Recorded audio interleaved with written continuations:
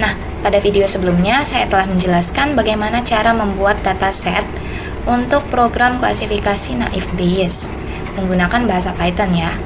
Nah, pada video kali ini saya akan menjelaskan bagaimana cara membuat fungsinya dan fungsi apa saja yang diperlukan untuk program klasifikasi naif Bayes.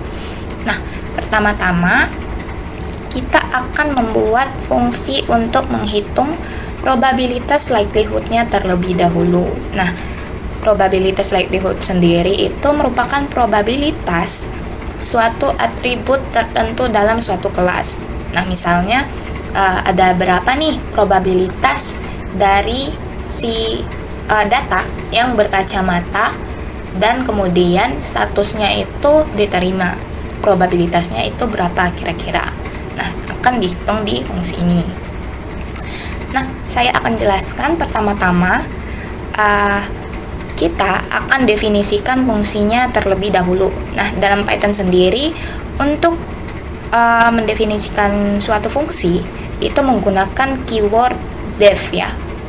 Jadi kita gunain keyword def untuk menunjukkan bahwa ini merupakan fungsi. Nah, kemudian kita namain nih. Jadi langsung dinamain nama fungsinya apa. Di sini saya namain hitung probabilitas likelihood. Nah, setelahnya kita isi nih bagian ini dengan parameter yang akan kita gunakan. Nah, di sini data sendiri itu merupakan list ya, list yang sebelumnya udah kita buat. Jadi kita membutuhkan data sebagai parameter, kemudian variabel kelas, atribut, dan nilai. Variabel ini yang akan kita gunakan ya. Nah, setelahnya kita berikan tanda titik 2 untuk menandai bahwa baris setelahnya itu merupakan isi dari si fungsi ini. Lanjut. Nah, sekedar info ya teman-teman, dalam Python sendiri penulisan atau ya penulisan spasi itu sangat berpengaruh ya teman-teman.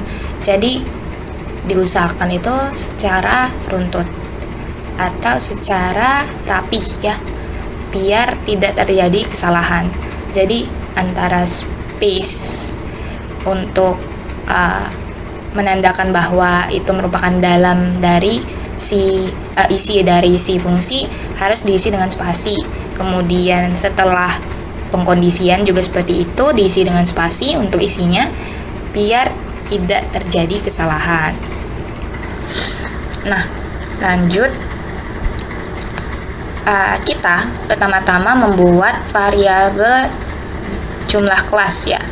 Kita buat variabel jumlah kelas untuk menyimpan hasil perhitungan dari jumlah kelasnya. Di sini jadi kita sama kayak kemarin, kita gunain fungsi len untuk membuat list comprehension-nya ya, dimana status itu sama dengan kelas ya, statusnya itu sama dengan kelas. Jadi sesuai kelas apa yang dimasukkan, nanti statusnya akan ngecek nih apakah sama dengan si kelas ini. Nah, kemudian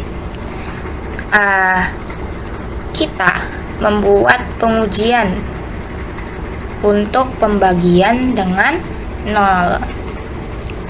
Jadi kalau hasil dari jumlah kelasnya 0, itu kita kembaliin 0 untuk fungsinya ya. Jadi fungsinya langsung kita kembaliin 0. Kenapa kita buat ini? Biar tidak terjadi kesalahan dalam pembagian ya. Kan ini nanti dibagi nih jumlah kelas nih.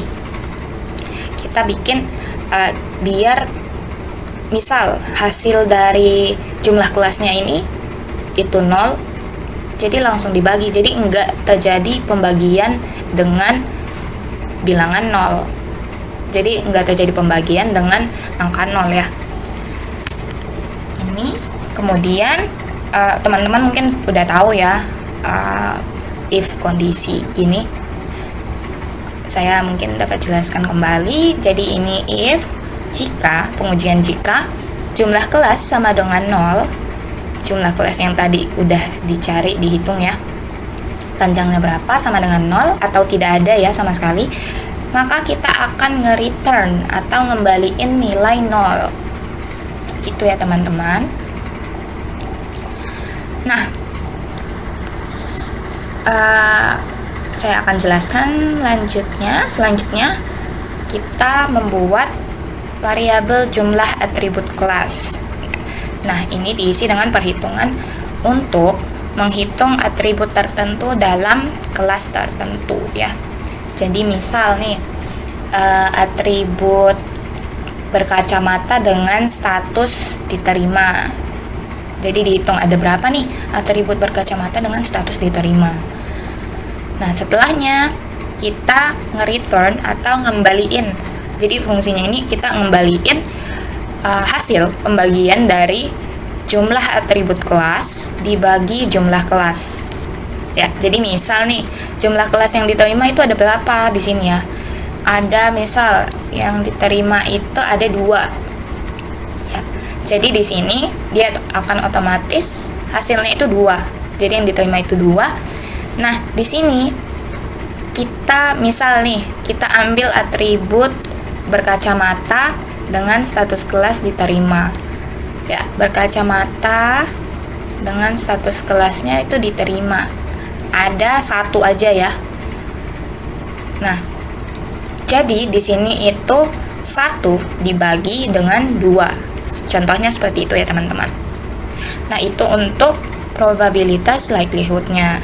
Selanjutnya, saya akan jelaskan fungsi untuk hitung probabilitas kelasnya.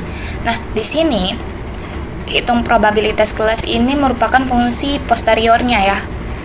Jadi ini saya namain hitung probabilitas kelas, kemudian parameternya itu berupa data list tadi dan data inputan nanti. Nah, fungsinya ini kita buat di dalamnya itu kita inisialisasi probabilitas diterima dan probabilitas ditolak. Kita inisialisasi, kita isi dengan prior diterima dan prior ditolak. Jadi nilai awal dari probabilitas diterima dan probabilitas ditolak itu prior diterima dan prior ditolak.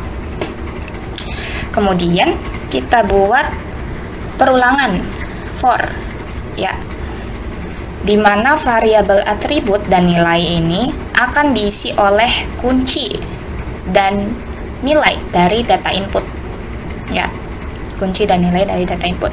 Nah, data input items ini mengembalikan daftar pasangan kunci dan nilai dari data input ya. Jadi setiap iterasi, setiap perulangan, satu pasangan kunci nilai akan diambil dan ditetapkan ke atribut dan nilai. Nah, pada setiap perulangan for ini kita akan mengkalikan probabilitas diterima ini dengan fungsi hitung probabilitas likelihood ya. Jadi tanda bintang sama dengan ini apa? Ini berarti probabilitas diterima ini diisi dengan si probabilitas diterima sendiri dikali dengan hitung probabilitas likelihood ya. Jadi hasilnya itu akan selalu diupdate. Jadi nilai probabilitas saat ini akan diupdate dengan mengkalikan nilai sebelumnya dengan hasil dari likelihood yang baru saja dihitung. Begitu ya teman-teman. Nah, lanjut, setelah kita mengkalikan hasil dari fungsi probabilitas ini, kita akan mengembalikan atau nge-return dictionary atau kamus yang berisi 2 pasangan kunci dan nilai.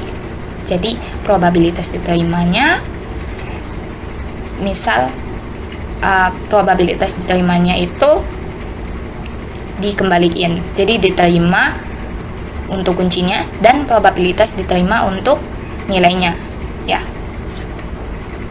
Sama juga kita juga ngembaliin untuk ditolak dan probabilitas ditolaknya gitu ya. Lanjut. Nah, di sini kita membuat fungsi terakhir atau fungsi untuk menentukan nih lebih besar mana antara probabilitas tertentu ya. Jadi untuk hasil akhirnya tuh apa kita buat di fungsi ini. Nah, di sini saya namain fungsinya itu prediksi ya. Terus parameternya juga sama kayak tadi, data dan data input. Nah, di sini kita akan membuat sebuah variabel probabilitas di mana kita akan isi dengan fungsi. Hasil dari fungsi hitung probabilitas kelas ya. Jika fungsi probabilitas diterimanya lebih besar dari probabilitas ditolak, jika hasil probabilitas diterima lebih besar dari probabilitas ditolak, maka kita akan ngembaliin nilai diterima. Else, jika tidak ya, kita akan ngembaliin ditolak ya. Gitu ya teman-teman. Nah, sekian untuk penjelasan pada video kali ini. Assalamualaikum warahmatullahi wabarakatuh.